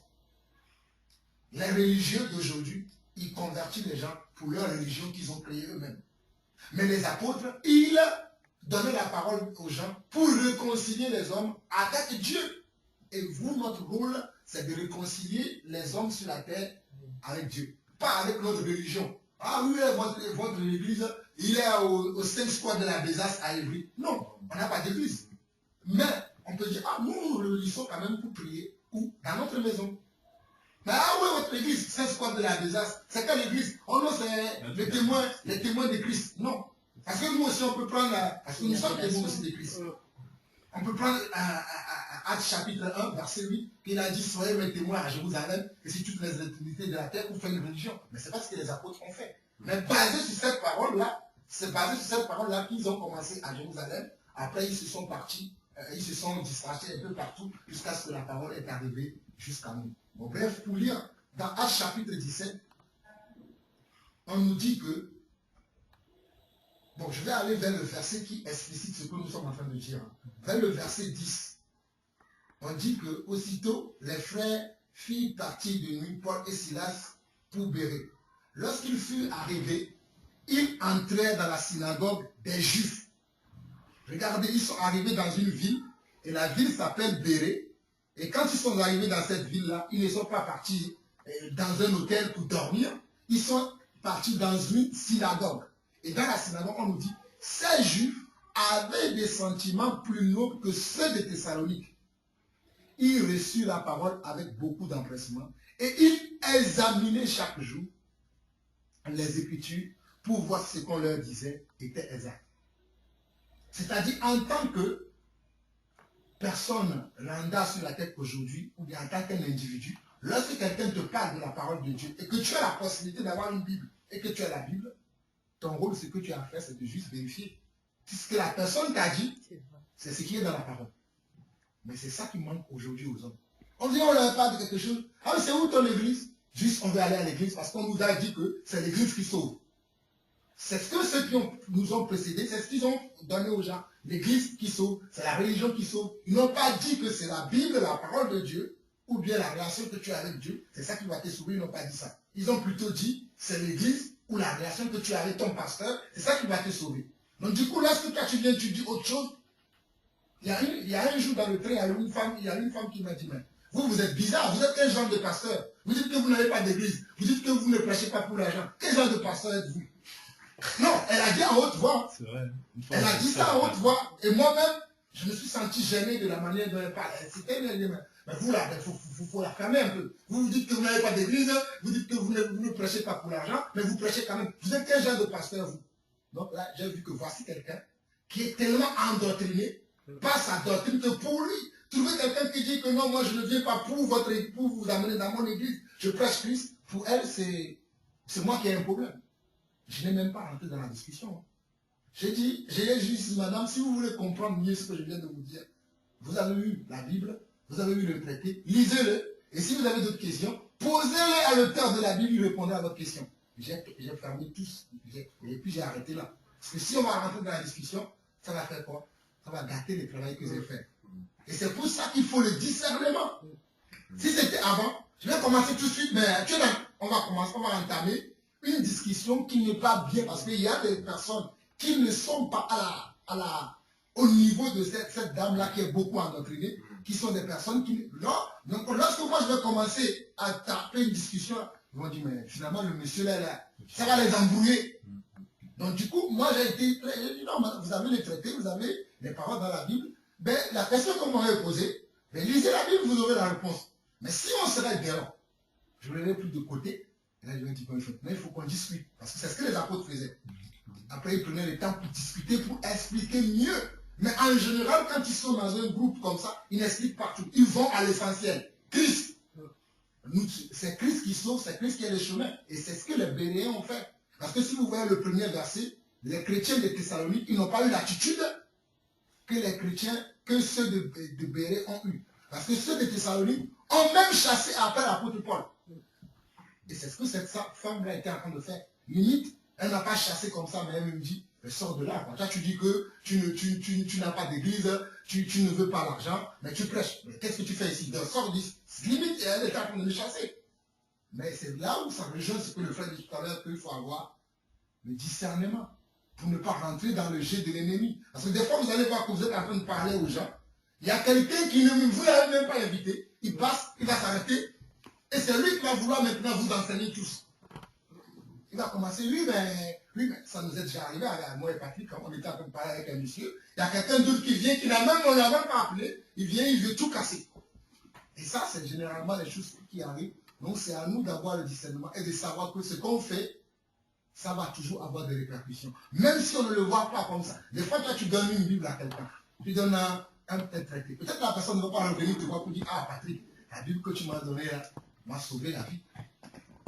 Parce que tu n'auras pas l'occasion peut-être de rencontrer la personne. Mais la personne peut prendre conscience au moment où il a lu les traités, où il a peut-être reçu une Bible. Ah, il va prendre conscience maintenant de son vrai état. Il va changer l'attitude. Mais toi, tu ne le verras pas. C'est pour ça que Dieu dit que nous sommes des serviteurs inutiles. Mais lui, il saura que cette personne-là qui a changé à tel moment, c'est le frère Pierre-Yves qui a réparti les orteils. Mais toi-même, tu n'es plus au courant. Puisque la personne n'est pas venue te donner un retour. Pour te dire que non, oui, je t'ai rencontré le 5 janvier 2013, je ne sais pas, à Bobigny. Après, tu sais, j'ai compris maintenant, tu ne sais pas. Mais Dieu, lui, il sait. C'est pour ça que ce qu'on fait, nous, on doit s'attendre à Dieu, comme le frère a dit, pas que la personne vienne me dire, oui, c'est que si la personne vient te dire, c'est bien, ça t'encourage, tu continues. Mais que la personne vienne ou que la personne ne vienne pas, nous savons que notre rôle, c'est d'être maintenant des ambassadeurs, selon Dieu, pour réconcilier les hommes avec Dieu. C'est ça notre rôle à faire. Et on le fait non pas pour plaire aux gens, mais on le fait pour plaire à Dieu. C'est pour cela que même si tu es dehors, on t'insulte, le lendemain, il faut que tu retournes. Si on te dit, ah, bravo, tout le monde t'applaudit, le lendemain aussi, il faut que tu retournes, mais pas en ayant la grosse tête, en pensant que maintenant je suis devenu, je ne sais pas, un grand conférencier. Non. Il faut toujours avoir ce petit recul que tu n'es rien. Mais c'est Dieu qui fait tout au travers de toi. Mais si tu n'as pas ce recul-là, c'est pour ça que les hommes après créent des religions. Ah, ils commencent à devenir, comment on appelle ça, populaires. Ils commencent à devenir populaires. Je dis, ah bon, là tout le monde me connaît. Mais c'est lui. C'est lui. Comme des fois, moi ça m'arrive, des fois je vois les gens, ils m'appellent même pasteur. Je me tue, parce que moi je ne suis pas habitué à ces gens de pseudonymes. Je me dis, mais qui m'appelle pasteur? Et vous ne me connaissez plus? Je dis non. Ah mais tu es venu une fois prêcher dans telle église. Ah ok. Parce que moi, je ne me vois pas comme le seul ces pasteurs, ils veulent qu'on les appelle pasteur. Donc du coup, des fois, quand on dit même pasteur, je ne me tourne pas. Mais après, quand la personne insiste, c'est là que je tourne. Ah mais tu ne me connais pas? Non. Ah mais une fois, tu es venu, tu as prêché dans telle maison, ou bien tu es venu dans tel gars, j'étais là, après j'ai discuté avec... Comme même dernièrement, il y avait une dame, le jour où j'ai reçu la confirmation, il y avait 3 dames qui étaient restées avec moi le jour-là, qui m'ont encouragé après tout ça. Moi, j'avais oublié. L'autre jour, j'étais encore là-bas, je distribuais les traités et la Bible, et voici une dame qui vient, qui parle avec nous. Moi, je parle comme je parle avec tout le monde. Il dit, vous ne me reconnaissez pas? Il dit non. Il dit, ah oui, moi j'étais là le jour où vous avez même reçu la main. Je dis, ah, excusez-moi, madame, je vois tellement de monde que je ne me rappelle plus de vous. Elle dit, si, moi je me rappelle de vous. En plus, quand je suis rentré à la maison, je vous ai appelé avec mon mari. Est-ce que tu sais que mon mari et moi, nous prions pour toi? Wow. Gloire à Dieu. Wow. Ça m'a encouragé. Et on a pris le temps de parler. Encore, elle m'a raconté d'autres choses qu'elle aussi fait avec son mari. Depuis qu'on t'a vu faire ça, nous aussi on faisait avant, mais on a pris encore de l'assurance. On sait que c'est difficile, mais on continue. Et ça m'a aidé encore à voir que c'est quelque chose que, sur le coup, quand j'ai commencé à faire ça, je ne voyais pas l'ampleur de cela. Mais là, aujourd'hui, je me rends compte de l'ampleur de cela. Même quand je postais même les vidéos là de 10 minutes, de 15 minutes sur Internet, des fois, il n'y avait que 5 vues. Là, il y a quelques semaines, j'ai vu 60 vues, 80. Il y a même 80 personnes qui regardent ça. C'est là où je me dis que non, ce qu'on fait, c'est bien. Donc, on doit continuer, comme on disait le dimanche dernier, que non, continuons à mettre de l'argent de côté pour continuer à faire des perspectives. Non pas pour inviter les gens à venir se réunir avec nous, mais pour réconcilier les gens avec Jésus. Et quand on voit ici, on nous dit que les chrétiens de Thessalonique avaient des sentiments nobles, comme ce que le frère Patrick disait. Nous ne devons pas nous arrêter sur l'apparence, parce que l'apparence, c'est souvent trompeuse. Il y a des gens où tu peux leur dire des choses, ils vont dire, peut-être ce que tu leur as dit, ça ne les met pas plus. Hein. Mais ils vont faire genre, oh, mais c'est bien, frère, c'est bien, que Dieu te bénisse. Mais dans le cœur, que Dieu te maudisse. C'est dans son cœur, vraiment, ce qu'il y a dans son cœur. Et ça, oui, vous nous cassez la tête avec vos histoires. C'est pas ça. Dans la tête, c'est ce qu'il pense. Mais pour te mentir, ah ben, que Dieu te bénisse. Et toi, tu vas, ah oui, peut-être ce que tu fais, ça ne l'aime pas du tout. Hein. Donc ça rejoint ce que Patrick dit. Qu'on nous dise des choses. mielleuses ou des choses vraiment amères, on s'en fout. Ce qu'on nous on doit faire, on sait que c'est de présenter Christ aux gens, on le fait, on s'arrête là. On sait qu'on est des serviteurs inutiles et que c'est Christ qui va nous remercier. Et tout à l'heure, quand on parlait, il y avait un verset qui m'est venu dans la tête, quand le frère Patrick parlait, c'était Ézéchiel. Tu veux pas boire? Non, ça va. Ézéchiel 22, 30. Ah oui, c'est vrai. Ézéchiel 22, 30 dit, je cherche parmi eux un homme qui élève un mur, qui se tienne à la brèche devant moi en faveur du pays, afin que je ne la détruise pas, mais je n'en trouve point. Ézéchiel 22, verset 30. Il dit, je cherche un homme. Lorsque Dieu regarde sur la terre tous les jours, il cherche la personne qui va envoyer. C'est-à-dire la personne qui va le représenter. C'est ce que Dieu cherche. Sauf qu'aujourd'hui, Dieu ne les trouve pas. Les hommes qui sont là aujourd'hui, ils croient qu'ils se représentent Dieu, mais ils représentent qui? Leur religion. C'est la même chose que Ésaïe 6 aussi dit. Ésaïe chapitre 6. Et là, on finit sur ce verset, sur l'histoire des témoins de Jéhovah qui nous a amenés jusqu'ici. Et comme on dit, et moi pour moi, c'est le site qui conduit tout. Hein. Je ne pense même pas qu'on va voir les 6 questions tout à l'heure. On va voir une seule, le jeûne, et après le reste, ça va être le dimanche prochain. Il ne faut pas essayer d'aller au-delà. C'est bon. Ésaïe chapitre 6. Ésaïe chapitre 6. Parce que la même chose qu'Ézéchiel dit, c'est la même chose qu'Ésaïe aussi dit dans Ésaïe chapitre 6. Dieu cherche toujours quelqu'un. On va lire Ésaïe chapitre 6 du verset 1 au verset 10. Regardez bien. L'année de la mort du roi Osias, c'est Ésaïe qui parle. Il dit, je vis le Seigneur assis sur un trône très élevé et les pans de sa robe remplissaient le temple. Des séraphins se tenaient au-dessus de lui. Ils avaient chacun 6 ailes, 2 dont ils se couvraient la face, 2 dont ils se couvraient les pieds et 2 dont ils se servaient pour voler. Ils criaient l'un à l'autre et disaient, Saint, Saint est l'Éternel des armées, toute la terre est pleine de sa gloire. Les portes furent ébranlées dans leur fondement par la voix qui retentissait et la maison se remplit de fumée. Alors je dis, malheur à moi, je suis perdu, car je suis un homme dont les lèvres sont impures. J'habite au milieu d'un peuple dont les lèvres sont impures, et mes yeux ont vu le roi, l'Éternel des armées. Mais l'un des séraphins vola vers moi, tenant à la main une pierre ardente qu'il avait prise sur l'autel avec des pincettes. Il en toucha ma bouche et dit, ceci a touché tes lèvres, ton iniquité est enlevée et ton péché est expiré. J'entendis la voix du Seigneur disant, qui enverrai-je? Regardez bien le verset 8.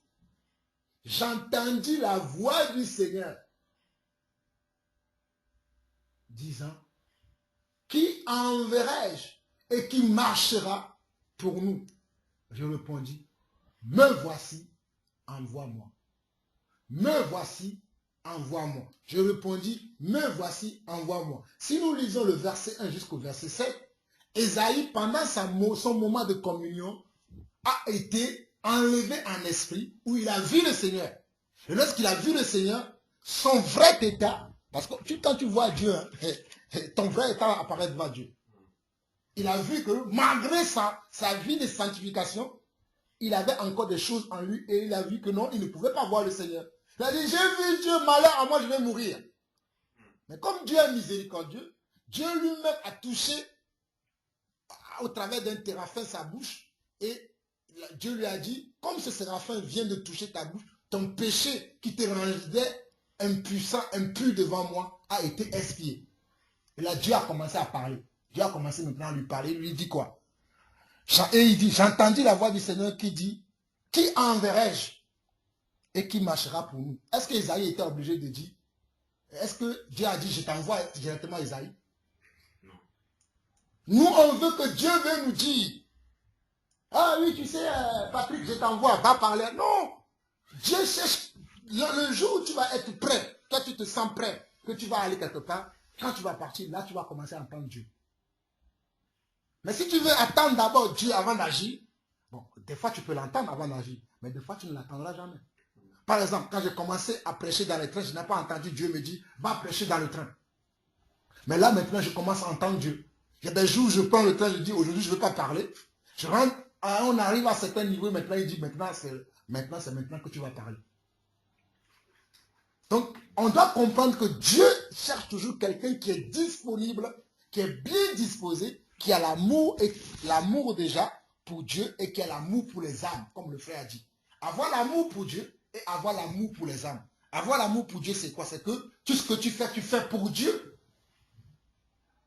Parce qu'il y a des gens qui vont dire aujourd'hui qu'ils ont l'amour pour Dieu, mais ils n'ont pas l'amour pour Dieu. Parce qu'avoir l'amour pour Dieu, c'est que tout ce que tu fais, tu ne le fais pas pour les hommes.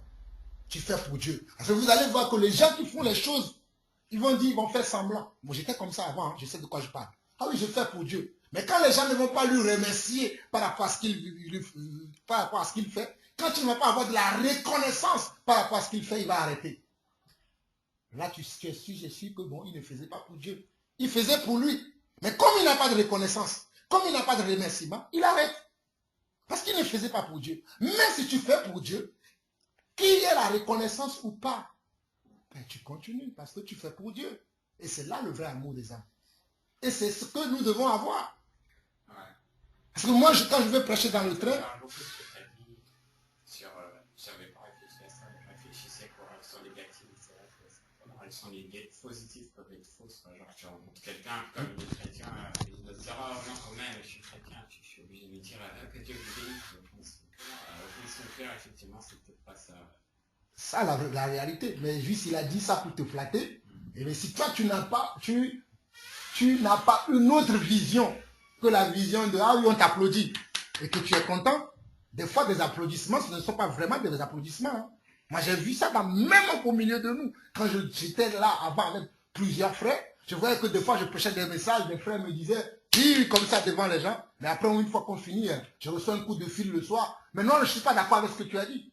Mais pourtant, lorsqu'on était là, bravo, il y a un problème. Enfin, peut-être pour vous, mais pour moi, il y a un problème. Un jour même, j'avais appelé Patrick par rapport à une situation comme ça. On a prêché, tout le monde était content. Je rentre chez moi, pour moi, c'est fini. Mais c'est là où je reçois encore des coups de fil. Oh non, mais moi, je n'étais pas d'accord avec quand tu as dit ça. Mais pourtant, quand on était là, tu as dit oui. Et c'est ce qu'on appelle l'hypocrisie. Moi, quand je ne suis pas d'accord, je ne vais pas dire oui pour te faire plaisir, pour que je te le dis, séance tenante. Hein. Je ne vais pas rentrer chez moi t'appeler. Non. Séance tenante. Mon frère, ce que tu as dit là, je n'ai pas compris. Explique-moi. C'est pas pour moi ce que je comprends dans la parole, c'est pas comme ça. Mais si je te dis oui, devant tout le monde, c'est que je veux me faire voir aux autres que, bon, ce que tu dis, c'est vrai. Mais après, derrière, je t'appelle pour dire que non, il y a eu de l'hypocrisie. Enfin, je ne sais pas si ce que je dis, vous me comprenez. Hein. Parce que c'est que si tu devant les gens, tu dis ah oui, c'est bien. Tu as peur des gens. Tu as la peur des gens. Oh, tu as la peur au regard, qu'est-ce qu'ils vont penser de moi? C'est pour ça que tu ne t'as pas manifesté. Mais après, derrière, tu te manifestes. Non.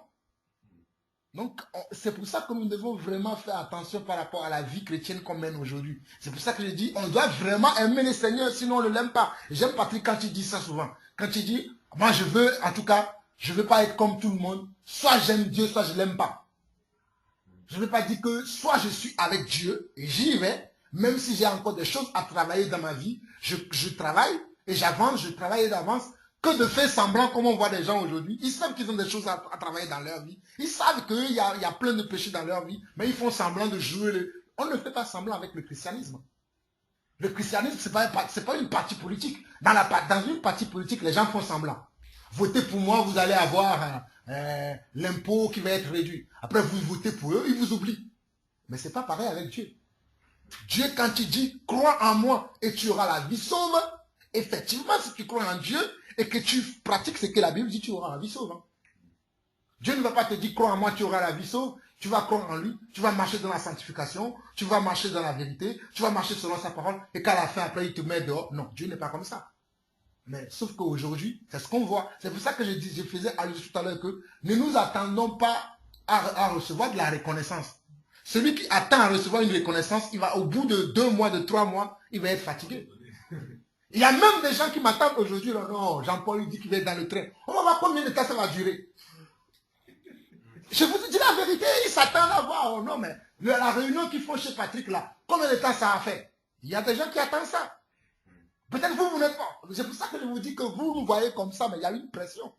Combien de temps ça va durer? Qu'est-ce que les Patrick et Sandra, tout ça là, les Pierre-Yves, tout ça, qu'est-ce qu'ils vont devenir? On va voir. Il y a des gens qui nous attendent. Ben, c'est pour cela que ne pensez pas. Je l'ai dit dernièrement, mais sans aller directement au but, mais là je vais direct. Il y a des gens qui attendent.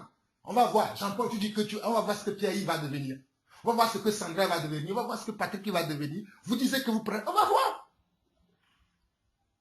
Ben, c'est pour cela que nous devons comprendre que ce n'est pas de la rigolade ce qu'on fait. Parce qu'il y a des gens qui nous attendent au carrefour. Non seulement il y a des gens qui attendent, le pire, les démons qui nous ont laissés hier, et eux aussi attendent. Les démons que vous avez laissés hier, la boîte, le mensonge, le vol, l'adultère, bon, prennent. Je cite ces choses, je ne dis pas que ce n'est pas forcément qu'il y en a certains qui sont des voleurs, mais ce sont des exemples que je donne. Et eux aussi attendent pour voir quel moment Sandra sera fatiguée pour que je puisse revenir. Par exemple, moi, je vais donner mon cas où je sais où Satan m'attend toujours parce que je les vois tous les jours. C'est avec les femmes. Partout où je passe, il y a certaines femmes plus belles que même le mot belle qui me s'intéressent à moi et lui, oh Jean-Paul. Si en te connaissant, toi, tu ne peux pas sortir avec cette femme-là. Ça, c'est Satan qui te cherche. Donc, mon frère, ne pense pas que tu es beau ou bien tu as quelque chose, mais c'est le Satan qui se sert. Donc, contrôle-toi.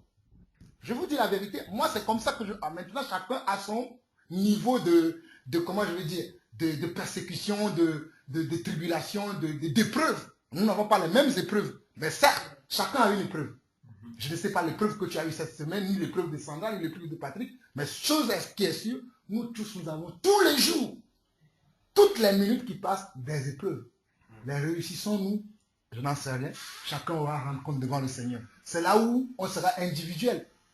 Parce que la Bible dit dans 2 Corinthiens chapitre 10, verset 5, que nous serons tous amenés en jugement. On va lire, 2 Corinthiens 10, verset 5. C'est là où les chrétiens ils se trompent. Ils parlent, oh, on est sauvé, sauvé pour toujours. Mais tu parles. Tu es sauvé, mais tu n'es pas sauvé pour toujours. Hein. Tu es sauvé en espérance. Ton salut, il y a un point d'interrogation à la fin. Le point d'interrogation, c'est si tu marches selon la parole, si tu luttes dans ton corps, et même quand je parle de ça, je bénis le Seigneur parce que quand je dis ça là, ça me met encore à cœur que tu dois travailler ta vie. Parce que si tu oublies, comme le frère disait, on pense qu'on est arrivé, on est déjà sauvé, c'est bon. Non, on n'est pas sauvé, on est sauvé, mais point d'interrogation. C'est comme un examen de bac. Tu es parti, selon toi, tu as bien travaillé, mais c'est le jour de résultat qu'on saura si tu as bien travaillé ou pas. C'est une assurance. Voilà. Salut, mais c'est une assurance morale, c'est pas une assurance mathématique. Tout à fait. Amen. Pour l'explication plus claire que tu as donnée, mon frère. 2 Corinthiens chapitre 5, verset 10. 2 Corinthiens chapitre 5, verset 10 quoi? Car il nous faut tous comparaître devant le tribunal de Christ afin que chacun reçoive selon le bien ou le mal qu'il aura fait, étant Dans la chair. Ce n'est pas moi qui ai inventé ce verset. Il a dit quoi? Car il nous faut, ça veut dire que c'est évident. C'est inévitable. C'est inarrêtable. C'est programmé. Personne ne pourra passer outre ça. Ça doit arriver. Car il nous faut tous, que tu sois petit ou grand, que tu sois riche ou pauvre, que tu sois apôtre ou prophète, peu importe ce que tu es, il nous faut tous comparaître devant le tribunal de Christ afin que chacun reçoive. Quand tu passes devant un tribunal, soit tu seras coupable, soit tu seras acquitté. J'espère que ce jour-là, nous tous, nous serons acquittés. Mais si nous sommes coupables, nous savons ce qui reste au coupable. Le coupable, il va où? Il va en prison. Sauf que, on sait que le jour où il n'y a pas de prison, il y aura l'effet éternel. Que Dieu nous bénisse. Amen. C'est fini sur ces sujets-là. Moi, j'avais juste quelque chose à dire. Oui. Juste pour nous encourager aussi. C'est que des fois, par rapport à l'évangélisation, moi, j'ai eu beaucoup de crainte à y aller. J'y allais vraiment. Oh là là, Seigneur, oh là là, qu'est-ce que je devrais dire et tout. Et ça m'a conforté dans le choix qu'il faut qu'on y aille. Pour moi, en tout cas, parce que moi, c'est vrai que moi, j'ai souvent la peur. J'ai vraiment beaucoup de peur de parler, de peur de... Et vraiment, hein, quand on a ces peurs-là, il faut vraiment qu'on les affronte. C'est vrai que même la semaine dernière, je l'ai dit, mais c'est vrai que je suis toujours hein, dans ces trucs de peur, peur de ci, peur de ça. Et vraiment, là, je me suis dit, mais non, c'est ça, c'est ça. Après, j'ai regardé d'autres reportages aussi sur YouTube et je me suis dit, mais attends, moi je me plains, mais le monsieur là, c'était un monsieur qui prêchait à la gare vers l'Agora. Mais il faut voir le nombre de personnes qui sont venues pour le soutenir. Parce que l'autre monsieur, parce qu'il parlait de l'homosexualité, l'autre l'homosexuel était énervé, mais l'autre, un autre monsieur qui sort de là, un autre monsieur, si tu le touches, tu vas voir, si tu le touches, tu vas voir. Mais il faut voir, j'ai dit, et il continue, il lui a dit, monsieur, je ne combats pas contre toi. Je ne combats pas contre toi. C'est contre le diable que je combats. Et franchement, je me suis dit, non, le jour où j'arriverai à là, non. Vraiment, là, je vais... Non. Que j'arrive même à aller parler, qu'on me dise... tu vas parler que j'arrive à dire, je ne combats pas contre toi. Que j'arrive à le dire fermement. Ce jour-là, vraiment, que Dieu soit loué. Et que vraiment, qu'il nous préserve de ces choses. Mais on est obligé de passer par là. Hein. Surtout moi qui ai souvent des peurs, on ne se comprend pas les peurs d'où elles viennent. Non, il le faut. Je pensais pas hein, que même que la dame, les témoins de Jéhovah, qu'elles allaient arriver, je pensais même pas que j'allais introduire ce problème-là de sang. Hein. C'est venu comme ça. Et après, ça a fait, on a parlé. Je pensais pas. Mais ça m'a conforté dans le choix que quand, des fois, même Patrick me dit, mais non, Sandra, arrête de dire que arrête. Mais quand après tu parles, tu dis, non, finalement, Patrick, il n'avait pas tort. Hein. Parce que des fois aussi, on a besoin des fois de se rendre compte que oui, effectivement, tu peux parler de Jésus.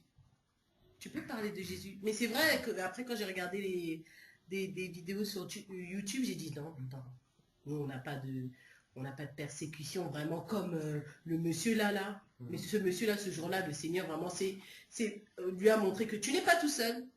Je suis avec toi. Et je te dis que ce monsieur, du début à la fin, il a terminé. Qu'est-ce qu'il avait à dire, il est rentré chez lui. Amen. Et ce jour-là, vraiment, il a été épaulé. Amen. Comme quoi, quand Dieu dit que je donnerai des ordres à mes anges à non-sujet, c'est vrai. Le monsieur parle tout seul, je connais bien le témoignage là, hein. Le monsieur il parlait, mais Dieu a touché des cœurs. Lorsqu'on voulait le taper, c'est d'autres personnes qui n'étaient même pas chrétiens qui sont venues le protéger. Donc, ce que Dieu dit, il le fait. Ayons de l'assurance et Dieu va garder chacun d'entre nous. Amen. Amen.